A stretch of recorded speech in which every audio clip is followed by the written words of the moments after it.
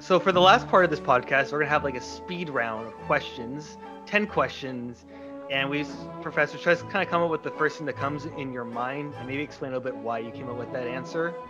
I was thinking I was having something clever, like 10 questions in 10 minutes, but it may just take 15 minutes. But 10 questions in 15 minutes doesn't sound all that neat or nice. So just call it 10 questions as fast as you can, I guess. All right, I'll try and be terse. All right. Your favorite historical film or series? A very long engagement, which is a Jean-Pierre Jeunet film.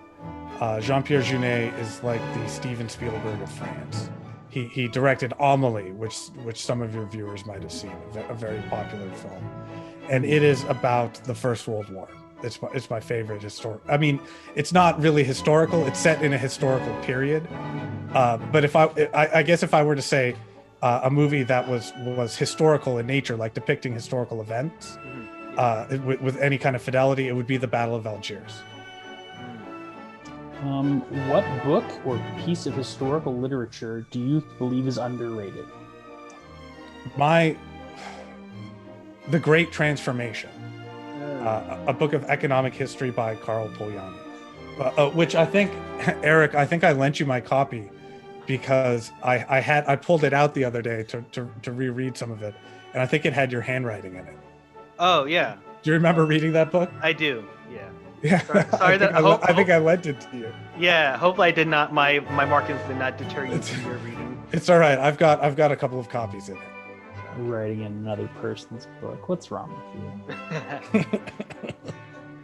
If you could talk to any one person from history for an hour, who would it be?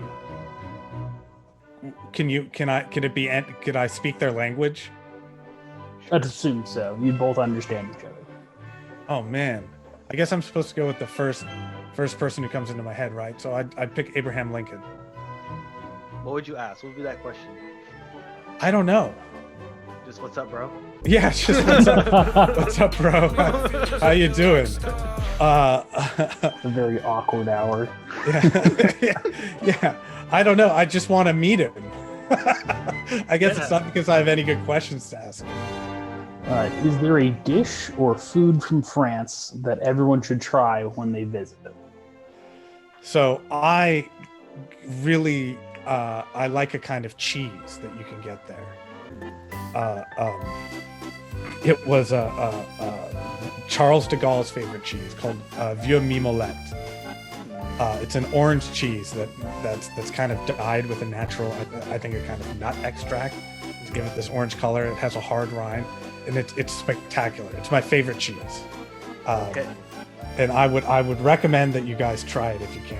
For a while, it was banned for importation into the United States because it has mites. There's a mite that eats the rind on the outside. But now you can get it. You can get it at like fancy supermarkets. Okay, we'll have to get that. We'll put it on the channel. We'll do a reaction to it. Slight anecdote. We had a student from France who was a friend with my roommate, and he actually brought us some, and we did eat it, and it was delicious. The Mimolette cheese? Yeah. He brought it to the Super Bowl party. Fancy. If you could go anywhere in the world right now, immune to COVID ramifications, where would you visit? Fiji. No question. I'd go to Fiji. Brilliant. What gets you in the mood to write? Well, usually it's the sense of impending doom and panic with a deadline. Although I've started now, I'm trying to create a kind of ritual of writing, where I get myself into a mood. So I've started burning incense when I start writing, to try and, basically use what I've learned about emotions to try and program my own to create a calm environment where I associate the smell and the feeling of sitting here with productivity. Trying to go for the Masonic or the like the monks in the medieval age kind of field with like the candles and then like the dark lights and everything. Yeah, it's whatever works. No, definitely, Professor. How do you get through grading your papers?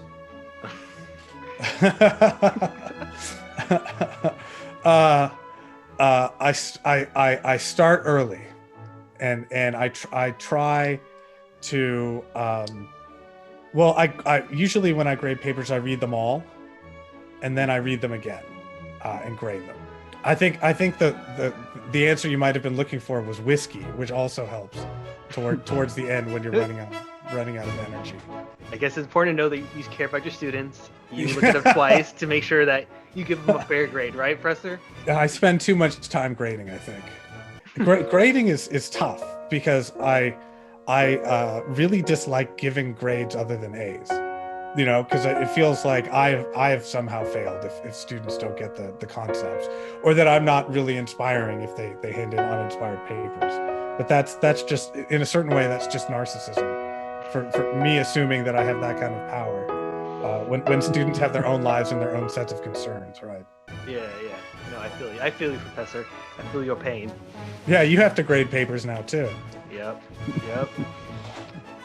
What was the last song you listened to? Last song? Yes.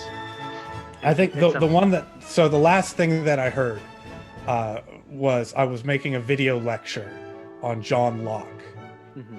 And I had to choose my intro music. So for my lectures, my video lectures, I choose different intro music that's somehow related to the topic. Mm-hmm. And I couldn't find anything for John Locke, right? Like nobody writes songs about John Locke.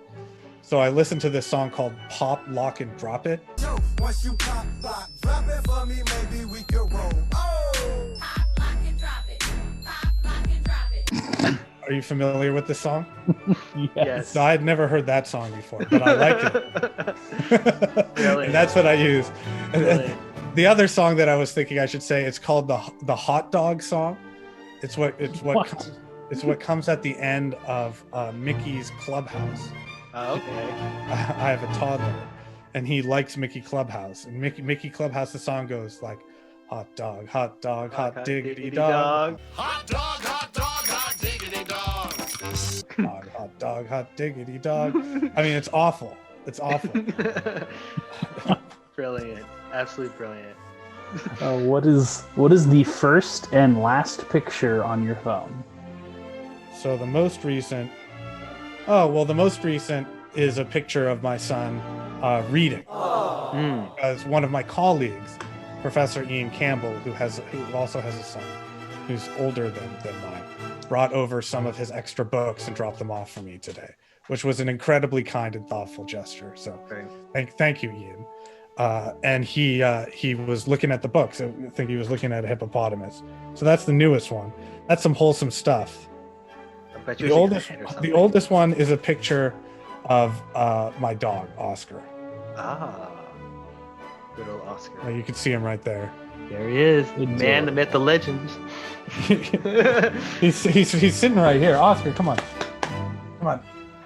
Oh, there's the reason I need to be here. Secret star of the show. He's a good boy. The real star of the show. Oh, look at that attached to your chin. He's probably the one who's saddest about quarantine because he can't go to school anymore. I bet. Yeah, I bet all the students miss him, and everyone does. Yep. Everybody misses him. He's getting grumpy too because he hasn't been able to do what he loves to do. Definitely. Yeah, this is the last question. This is very what's it called?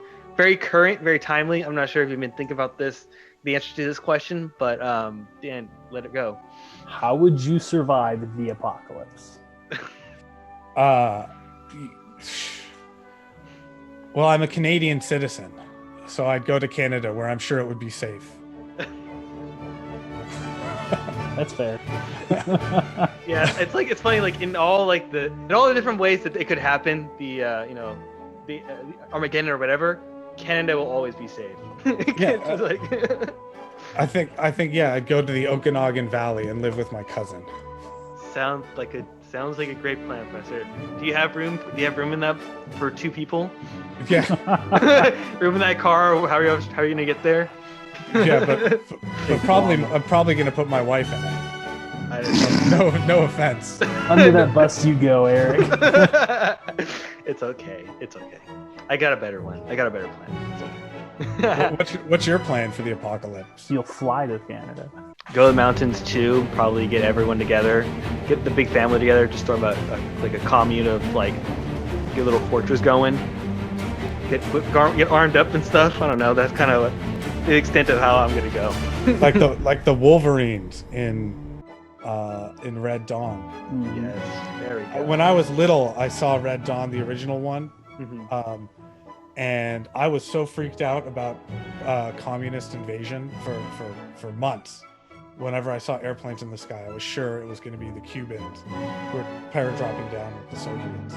So I think I was maybe 6 years old when I saw that for the first time, and my grandmother, you know. My grandmother was Ukrainian, so she got the best of the Soviets and then the Soviets and then the Germans during the Stalin years and then during the war, and she didn't like communists. So what my mom was always like, communists are bad. Yeah. And so I was really scared of the communists. Brilliant, absolutely brilliant.